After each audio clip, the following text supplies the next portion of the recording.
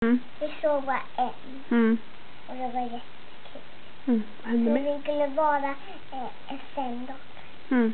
Inte dagar, men bara 5. Vad hände med dig då?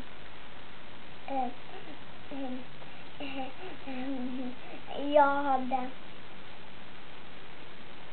kan och picknickfilm. Men mamma, det var lite tråkigt.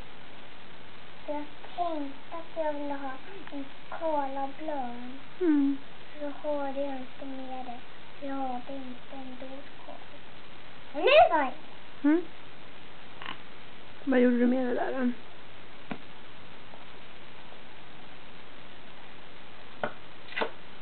Jag vet inte vad jag ville leka, men jag gungade lite där. Det fanns fler gungor, men de var ju lossna.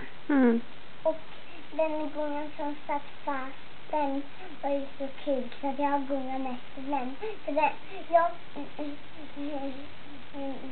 tyckte att det var en lummaket. Så jag åkte upp och ner. Man såg.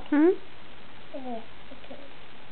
Så jag tycker att den gungan är jättebra. Den är bättre än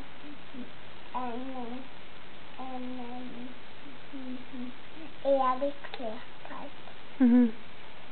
För då går man slä ihop. Då kan man prata med alla och så behöver man bara putta med sina fötter. Ja.